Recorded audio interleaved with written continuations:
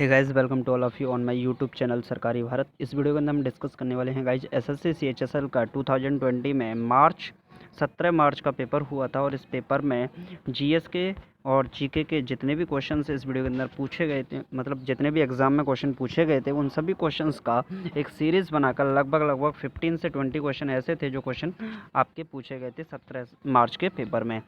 तो ये जो एग्ज़ाम हुआ था 17 मार्च का, इसमें फर्स्ट शिफ्ट के प्लस सेकंड शिफ्ट के क्वेश्चंस को लिया गया है। ये क्वेश्चन जो क्वेश्चंस थे वो जीके के क्वेश्चंस थे। कुछ क्वेश्चंस रह गए हैं, उनको नेक्स्ट वीडियो के अंदर हम डिस्कस कर लेंगे। अब आपका जो हाल फिलहाल में एग्ज़ाम होने वाला है उस क्वेश्चन में आपका कोई ना कोई क्वेश्चंस तो रिपीट हो सकता है। जैसे यूनिसेफ का क्वेश्चन है तो यूनिसेफ की जगह पर अंकटाड का क्वेश्चन आपसे पूछ सकता है, तो इस तरीके से पूछ सकता है। आपसे यूएनओ के बारे में पूछ सकता है, तो इसी से रिलेटेड क्वेश्चन पूछेगा क्योंकि नॉर्मलाइजेशन भी होता है। और जैसे निबल का क्वेश्चन पूछा है तो एक निबल बराबर होता है, अगले पेपर में पूछ सकता है 1 किलोवाट के बराबर, किलोवाट घंटा के बराबर। तो इन सारे क्वेश्चंस को इसी तरीके से वो पूछता है। अगर आपसे इस क्वेश्चन में 44 अमेंडमेंट पूछा गया है तो नेक्स्ट जो एग्जाम होगा तो उसमें क्या है 42 अमेंडमेंट के बारे में पूछ सकता है। तो इस तरीके से आपके एग्जामिनेशन में क्वेश्चन पूछे जाते हैं और ये ऐसे ही पूछे जाते रहे हैं। तो अगर आप एग्ज़ाम देने जा रहे हैं, अभी आपका एग्ज़ाम है, अब आपका एग्ज़ाम है 12 अक्टूबर से अगर आपका पेपर है, और आगे भी कभी भी आप अगर पेपर देते हैं 2021 में 2022 में, तो भी आप इस वीडियो को ज़रूर देखिएगा। हाँ, वीडियो को लास्ट तक ज़रूर देखिएगा। यार सबसे पहले एक बात बता दूं, अगर आप इस चैनल पर नए हैं तो चैनल को सब्सक्राइब जरूर करना। वीडियो अच्छा लगे तो वीडियो को लाइक करके ज़रूर बताना। 1000 लाइक का इस वीडियो के अंदर हम टारगेट रखते हैं। चलिए समय लगाते हुए वीडियो को स्टार्ट करते हैं। अपना पहला क्वेश्चन आपकी स्क्रीन पर यह है। तो पहला प्रश्न पूछा गया था, एक निबल बराबर होता है। तो देखिए, एक निबल बराबर होता है, ये क्वेश्चन आपके एग्जाम में पूछा गया है और इसका आंसर था 4 बिट के बराबर। एक निबल इक्वल टू होता है 4 बिट्स के इक्वल। कितने के होता है? 4 बिट्स के इक्वल होता है। चलिए नेक्स्ट क्वेश्चन पूछा गया था यूनिसेफ के बारे में क्वेश्चन आया था। तो इसकी स्थापना हुई थी 11 दिसंबर 1946 को। मुख्यालय इसका न्यूयॉर्क में है और इसके वर्तमान जो अध्यक्ष हैं ये हैं हेनरीटा एच फॉर। कौन है? Henrietta H for. तो HHF इस तरीके से याद कर लीजिएगा। हेनरीटा एच फॉर यूनिसेफ के वर्तमान कौन है? अध्यक्ष हैं और इसका जो मुख्यालय है वो न्यूयॉर्क में है और इसकी स्थापना 11 दिसंबर 1946 को होती है। तो इसी तरीके से आपसे यूएन के बारे में पूछ सकता है, यूनाइटेड नेशन के बारे में। तो इसकी स्थापना हुई थी 1945 को। 1944 को इसकी घोषणा कर दी गई थी, लेकिन काम करना इसने 1945 को ही किया था। तो 1945 को इसकी स्थापना होती है और इसके जो हेडक्वार्टर है वो है यूएन में। कहाँ है? यूएन में है। और ये यूएन कहाँ पर है? तो ये है पोटामेक नदी के किनारे पर। कहाँ पर? पोटामेक नदी के किनारे पर है। इसके वर्तमान अध्यक्ष कौन है? तो ये क्वेश्चन ज़्यादा इंपॉर्टेंट है अब आगामी परीक्षाओं के लिए। तो एंटोनियो गुटारेस इसके वर्तमान में कौन है? अध्यक्ष हैं। चलिए नेक्स्ट क्वेश्चन क्या पूछा गया था? क्वेश्चन आया था 44 अमेंडमेंट 44वें संवैधानिक संशोधन ने संपत्ति के अधिकार को मौलिक अधिकार को सूची से हटा दिया गया था। देखिए, मोरारजी जी की सरकार थी 1978 के समय, 1978 के समय पे मोरारजी की सरकार थी और उस समय पर हुआ था 44 अमेंडमेंट हुआ था। इसमें क्या था? जो 19F था, क्या था? 19F जो था 19 का अंतिम वाला जो अनुच्छेद था, आर्टिकल 19F, अनुच्छेद 19F था। तो इसको ये संपत्ति का अधिकार था। इस आर्टिकल को इन्होंने हटा के कहाँ पर कर दिया? 300A में कर दिया। कहाँ पर कर दिया? आर्टिकल 300A, अनुच्छेद 300A में इसको डाल दिया था। तो ये क्वेश्चन आपसे एग्जामिनेशन कई बार पूछा गया है, पूछा जाता रहा है। नेक्स्ट क्वेश्चन पूछा गया था करंट अफेयर से। ये क्वेश्चन आया था, जनवरी 2020 में किस देश ने ऊँटों को मारने का आदेश दिया था? देखिए, जो ऊँटों को मारने का आदेश दिया था, इसमें ऊँटों की संख्या थी 10,000 ऊँटों।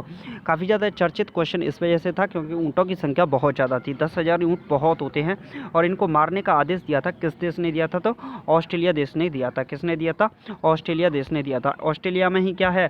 मेलबर्न है। इससे रिलेटेड क्वेश्चन आपसे पूछ सकता है। मेलबर्न का जो स्टेडियम है इससे रिलेटेड भी क्वेश्चन पूछता है। नेक्स्ट क्वेश्चन है 12वीं पंचवर्षीय योजना का कार्यकाल पूछा गया था कि 12वीं पंचवर्षीय योजना थी उसका कार्यकाल क्या था? तो 2012 से लेकर 2017 तक का 2017 तक का 12वीं पंचवर्षीय योजना का कार्यकाल था। चलिए नेक्स्ट क्वेश्चन क्या आया था, नेक्स्ट क्वेश्चन की ओर देखते हैं। तो नेक्स्ट क्वेश्चन काफ़ी ज़्यादा इंपॉर्टेंट क्वेश्चन है और क्वेश्चन पूछा गया था पंचशील संधि देशों के बीच हस्ताक्षरित हुई। जो पंचशील संधि है ये किन किन देशों के बीच हस्ताक्षरित हुई थी? तो ये भारत और चीन के बीच में हुई थी। किसके बीच में? भारत और चाइना के बीच में पंचशील संधि हस्ताक्षरित हुई थी। नेक्स्ट क्वेश्चन आया था कृषि मूल्य का आकलन कौन करता है? आखिरकार कृषि मूल्य का मतलब जो एमएसपी आपने देखा होगा काफ़ी ज़्यादा चर्चित है इस समय। तो इस एमएसपी की फुल फॉर्म क्या होती है? तो मिनिमम सपोर्टिंग प्राइस। क्या होती है? मिनिमम सपोर्टिंग प्राइस, न्यूनतम समर्थन मूल्य। और जो न्यूनतम समर्थन मूल्य है एमएसपी है, इसका आकलन कौन करता है? तो इसका आकलन कृषि लागत एवं मूल्य आयोग करता है। कौन करता है? कृषि लागत एवं मूल्य आयोग। नेक्स्ट क्वेश्चन पूछा गया था, क्वेश्चन था कांग्रेस की स्थापना किसके द्वारा की गई थी? देखिए 1885 में अंग्रेज था एक A.O. ह्यूम। कौन था? अंग्रेज था A.O. Hume, Allan Octavian Hume. कौन था? एलन ऑक्टेनियन ह्यूम था। इसने 1885 में क्या किया था? कांग्रेस की स्थापना की थी। तो ये भी क्वेश्चन काफ़ी ज़्यादा इंपॉर्टेंट है, एग्जाम में फिर से टकरा सकता है। चलिए नेक्स्ट क्वेश्चन क्या पूछा गया था? तो नेक्स्ट क्वेश्चन, ये भी क्वेश्चन आने का कारण ये है कि आर्टिकल 370 को हटाया गया था 2019 में। जब अनुच्छेद 370 को हटाया गया था जम्मू एंड कश्मीर से, तो जो लद्दाख था उसको अलग कर दिया गया। अब लद्दाख के 2 ज़िले बन गए, 2 ज़िले। चलिए 2 ज़िले कौन कौन से हैं? तो कमेंट बॉक्स में आप लिखिएगा। चलिए आप लिखिएगा कमेंट बॉक्स में कौन कौन से 2 ज़िले हैं। और 2 ज़िले बने, यही पूछा गया था कितने ज़िलों में लद्दाख बट गया है, तो 2 ज़िले लद्दाख में बन गए हैं। चलिए नेक्स्ट क्वेश्चन क्या पूछा था? तो ये क्वेश्चन आया था अभी अहमद अली को इस साल का शांति नोबेल पुरस्कार दिया गया। इस साल का मतलब है 2019 का। अब मैं वीडियो बना रहा हूँ 2020 का मिल चुका है। चलिए बताइएगा कमेंट बॉक्स में किसको मिला है शांति का नोबेल प्राइज़ 2020 का। तो अभी अहमद अली को शांति का 2019 का नोबेल प्राइज़ मिला था और ये मिला था इथोपिया के प्रधानमंत्री थे। पूछा गया था ये कौन है? तो ये इथोपिया के प्रधानमंत्री, काफ़ी ज़्यादा इंपॉर्टेंट है। कौन है? इथोपिया के प्रधानमंत्री थे और इनको इस नोबेल प्राइज़ मिला था शांति के लिए। ओके, नोबेल प्राइज़ कब से मिलते हैं? तो 1901 से मिलते हैं। अल्फ्रेड नोबेल ने डायनामाइट की खोज की थी और इसी पर वो नोबेल प्राइज़ दिए जाते हैं। नोबेल प्राइज़ को 2 जगह दिया जाता है। एक दिया जाता है नॉर्वे के ओस्लो में, एक जगह दिया जाता है नॉर्वे के ओस्लो में, और एक दिया जाता है स्टॉकहोम। कहाँ पर दिया जाता है? स्टॉकहोम, स्वीडन में दिया जाता है। कहाँ पर? स्वीडन में दिया जाता है। जो शांति का नोबेल प्राइज़ है नॉर्वे में दिया जाता है, बाकी सभी कहाँ पर दिए जाते हैं? स्टॉकहोम, स्वीडन में दिए जाते हैं। तो ये भी क्वेश्चन आपसे पूछ सकता है। और जो अर्थशास्त्र का है, कौन सा? अर्थशास्त्र का जो नोबेल प्राइज़ है ये 1968 से देना शुरू हुआ था, यानी कि 1968 से पहला इसकी स्थापना की गई थी अर्थशास्त्र में भी नोबेल प्राइज़ देने की। नेक्स्ट क्वेश्चन पूछा गया था, क्वेश्चन आया था पुलेला गोपीचंद अकादमी स्थित है। काफ़ी ज़्यादा टफ क्वेश्चन माना जा सकता है, लेकिन एग्जाम में क्वेश्चन आया है क्योंकि पुलेला गोपीचंद अकादमी से स्थित ये क्वेश्चन पूछा गया था। ये कहाँ पर स्थित है? तो ये है हैदराबाद में स्थित है और ये बैडमिंटन का प्रशिक्षण केंद्र है, हैदराबाद और तेलंगाना। अब तो आंध्र प्रदेश और तेलंगाना अलग अलग हो गए हैं, लेकिन जो तेलंगाना है, तेलंगाना में ही हैदराबाद पड़ता है। तो हैदराबाद में जो तेलंगाना के हैदराबाद में बैडमिंटन का प्रशिक्षण केंद्र है। किसका प्रशिक्षण केंद्र है? बैडमिंटन का प्रशिक्षण केंद्र है, पुलेला गोपीचंद अकादमी है। तो ये क्वेश्चन पूछा गया था। नेक्स्ट क्वेश्चन आया था जी का मान क्या होता है? तो जी का मान होता है 9.8 मीटर पर सेकंड स्क्वायर। लगभग में कभी कभी हम 10 भी लिख देते हैं, तो ये भी सही है अगर एटलीस्ट लिखा जाता है तो जी का मान होता है 9.8 मीटर पर सेकंड स्क्वायर। अगर कैपिटल जी, गुरुत्वाकर्षण जी का मान की बात करें तो इसकी वैल्यू होती है 6.67 × 10⁻⁻11। और क्या होता है इसका आपको यूनिट लिखना होगा, तो फिर किलोग्राम मीटर स्क्वायर पर सेकंड स्क्वायर करके इसकी यूनिट होती है। ओके, तो ये भी क्वेश्चन आपसे पूछा जा सकता है। नेक्स्ट क्वेश्चन आया था नरेंद्र मोदी के जीवन पर आधारित पुस्तक है। देखिए 2 पुस्तकें काफ़ी ज़्यादा इंपॉर्टेंट हैं। एक पुस्तक है कर्म योद्धा पुस्तक। कौन सी है? कर्म योद्धा ग्रंथ। तो इसको ये जो पुस्तक है ये किसके जीवन पर आधारित है? तो ये जीवन पर आधारित है किसके पर? प्रधानमंत्री नरेंद्र मोदी के जीवन पर आधारित है।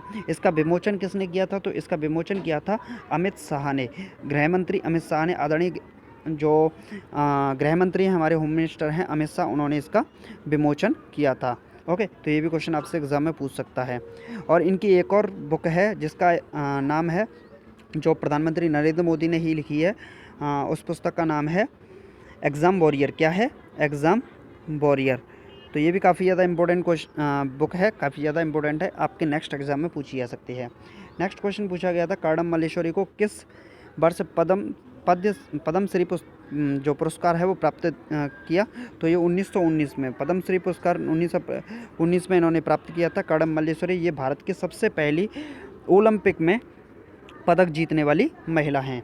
नेक्स्ट क्वेश्चन पूछा गया था, राष्ट्रपति भवन किस वर्ष पूरा हुआ, यानी कि जो राष्ट्रपति भवन है इसको किस वर्ष ये पूरा बनकर तैयार हो गया था, तो ये 1931 में ये बनकर तैयार हो गया था। और इसकी जो रूपरेखा थी वो रखी थी एडविन लुटियंस ने।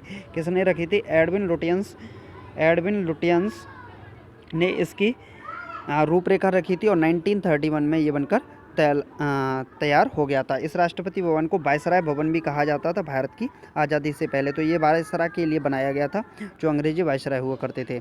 नेक्स्ट क्वेश्चन पूछा गया था, विटामिन कॉम्प्लेक्स में कितने विटामिन संग्रहित होते हैं, तो इसमें 8 विटामिन संग्रहित होते हैं। जैसे आपने पढ़ा vitamin B1, vitamin B2, vitamin B3, इसी तरीके से जो 8 विटामिन 8 तक होते हैं। ओके, तो ये आप इसमें क्वेश्चन पूछा गया था। तो आपको वीडियो कैसा लगा कमेंट बॉक्स में ज़रूर बताइएगा। छोटा सा वीडियो था, 10 से 12 मिनट का वीडियो होगा मुश्किल से। वीडियो के अंदर हमने 17 क्वेश्चंस को डिस्कस कर लिया। ये सभी के सभी क्वेश्चंस आपके एग्जामिनेशन में पूछे गए थे। काफ़ी ज़्यादा इंपॉर्टेंट क्वेश्चंस थे, सरल सवाल थे। अगर आपको वीडियो अच्छा लगा तो वीडियो को लाइक करके बता दीजिएगा कि वीडियो आपको कैसा लगा। अगर आप इस चैनल पर नए हैं तो चैनल को सब्सक्राइब भी कर दीजिएगा और वीडियो को शेयर करना तो बिल्कुल ही ना भूलिएगा। चलिए मिलते हैं नेक्स्ट वीडियो में। Thank you for watching this video. जय हिंद, जय भारत, टेक केयर।